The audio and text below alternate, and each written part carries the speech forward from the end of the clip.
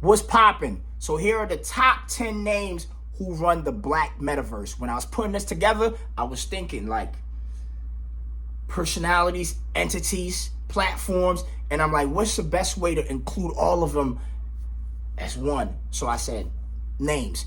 These are names that essentially, the whole list is about people who control conversations in the culture, create conversations in the culture, and or influence conversations in the culture. When you see their names anywhere on the metaverse, you're going to click it. That's the top 10. Top 10 names that control the Black Metaverse. Number 10, Boosie Badass. Okay? Boosie Badass, a rapper, huge influence in hip hop. And now, he sits on the chair with Vlad and they commentate what's happening in the black culture. And this is where Boosie is dope, right? In cancel culture is dying, but even at the height of it, Boosie would speak his mind. Look, the world is not a monolith. People have a varying amount, different opinions everywhere you go. So when they try to make everybody have one opinion, and Boosie comes out and speaks, this is why he has a large following, because there's so many people who are afraid to lose their job, lose their friends, lose whatever. But when Boosie speaks, he speaks for them, and he becomes the voice for those people. So Boosie is definitely a name that runs the metaverse, Black Metaverse, okay? Krishan Rock. Now, Krishan Rock, oh my God, Jesus Christ. Listen, man. Krishan Rock has minimized domestic violence. How do you do that?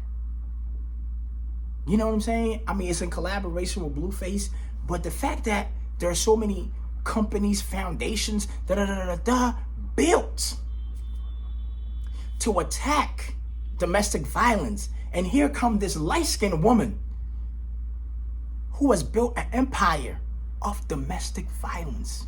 Every time you see her face, her name, you have to click it and see what crazy things that she's involved in. Krishan Rock, number 9. Who's number 8? Say Cheese is number 8. Say Cheese, Sean Cotton, salute to him. He's been able to build his platform, and he's a credible source. Before, when we used to have to check in with CNN to see if something actually happened, or TMZ. Now, if Say Cheese says it happened, it happened. That alone should let you know that he is a voice, a name, a platform, a personality that runs the metaverse. Okay. And also he interviews up and coming artists, personalities, you know what I'm saying? People who have stories. So it's dope, So number 8 for Say Cheese. Number 7, Charlamagne the God. Look, Charlamagne the God, I know. Oh yeah, Charlamagne the God 5 years ago would have been in top 2, top 3, number 1. He's Jordan of this whole thing, right?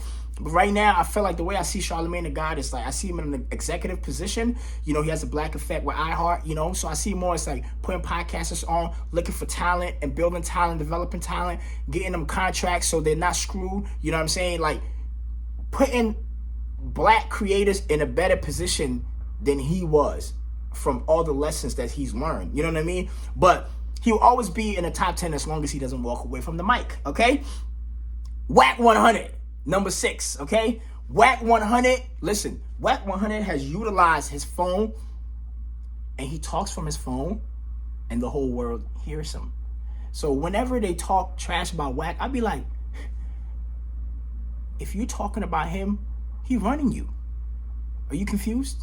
Nah, you shouldn't be. Look, Clubhouse, remember Clubhouse had his heyday, is dead now, right? But Whack, that's just like his phone. That app is like a speaker phone. It's like a speaker app for him. That's all it is. It's Whack's little house right there. If he talks on there, they're gonna take it and post it on YouTube, Shade Room, No Jumper, everywhere. Ack is gonna cover it. It's genius. Come on, man. You know what I mean? Who's next? Number 5, Charleston White. Charleston White, hilarious, funny. Listen, Charleston White, working in the community, he realized black people like noise. I mean, look at Africa. That's where drums come from, right? We turn noise into music, right? Charleston White came out and said he's a snitch at the time where everybody was afraid to say that, even though the feds run the streets, and the reason why the feds are always busting people is because of your own friends that's snitching on you, but everybody like, I ain't a snitch. Charleston White came out, I'm a snitch. And he utilized the noise because he realized, like, hey, I'm a community activist and nobody's paying attention to me. So let me go in the metaverse and make some noise. And when they listen, like Charlemagne the God always says, put the medicine in the candy. That's what Charleston White does. He come out, laugh at him, laugh with him, whatever, attack him, whatever. But when you listen to him for 8 minutes straight, there's going to be 2 minutes where he's going to say something that's really profound. And if you listen to it, it can have an impact on your life. Okay? Academics. Listen, academics, there's a point in time where people frown on YouTubers. Like, man, you're a YouTuber? What?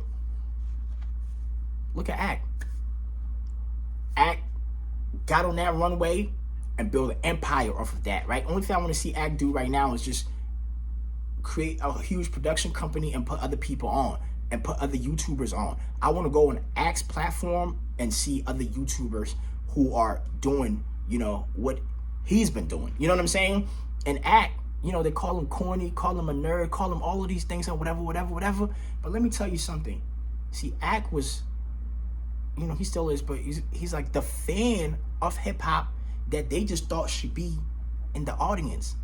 But he was like, no, I can be on the stage with y'all.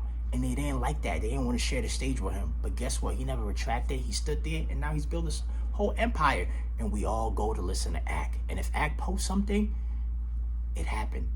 They ain't never caught Act in no lie. And that's just what it is. Joe Budden, number 3. Oh, man. What has Joe Budden not been accused of? I think the only thing they haven't accused Joe Budden of is that he's gone to the moon. But he is living on the moon. Listen, man. Joe Budden has been able to go through everything and not hide it. Even when he got punched, while he was bleeding, he sat in front of the computer and talked to us. People like, whoa. You want to talk about clout? He had clout before everybody. He was running the metaverse before everybody. So right now, when Complex put him as number 1 and people are mad, like, what are you mad at? It's Joe. The things Joe has gone through, he should not have a platform. He should not have deals. But people search him every day. You see him, you got to click. He's a voice. He's probably making more money now than he's ever made, and he's an influence. He's turned rocks into gold, and he lost his co-host, Rory Amal, got new co-hosts. People said it wouldn't work, and he's even bigger. Look at his set. Look how beautiful it looks. And now he recruited Queen's Flip. Let me tell you something. Joe Budden is the Tupac of the internet. Joe Budden is the Tupac of the metaverse. That's a fact. Number 2, Angelica Nyandu. That's the owner of Shade Room. She controls everything. Come on, man.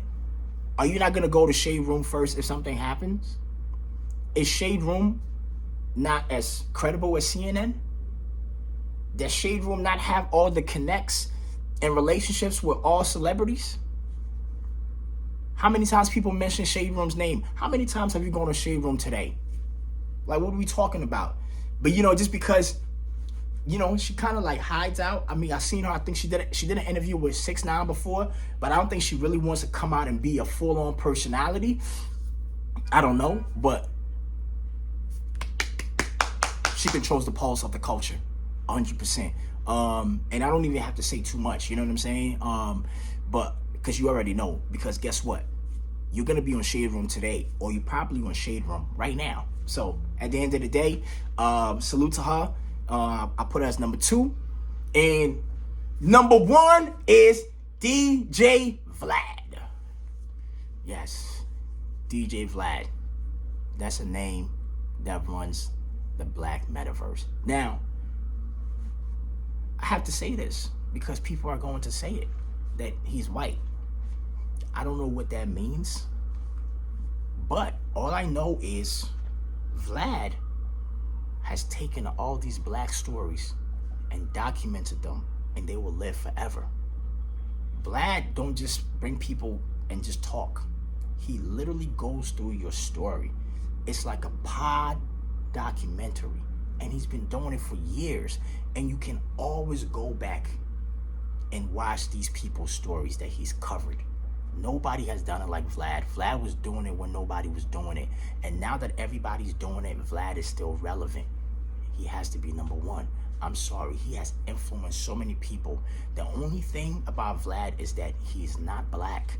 If Vlad was black, people will worship and cherish him. He will be a superstar in the black culture. But any step that we push Vlad to, as in like celebrating him, there's gonna be a whole bunch of black people that's gonna be like, no, he's a culture vulture.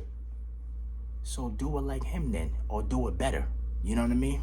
But at the end of the day, it's about the work. It's not about the skin color or anything like that. And you know, his impact on the culture is something that's undeniable. So I put him as number one. So that's my top 10 list. I'm out. Beto.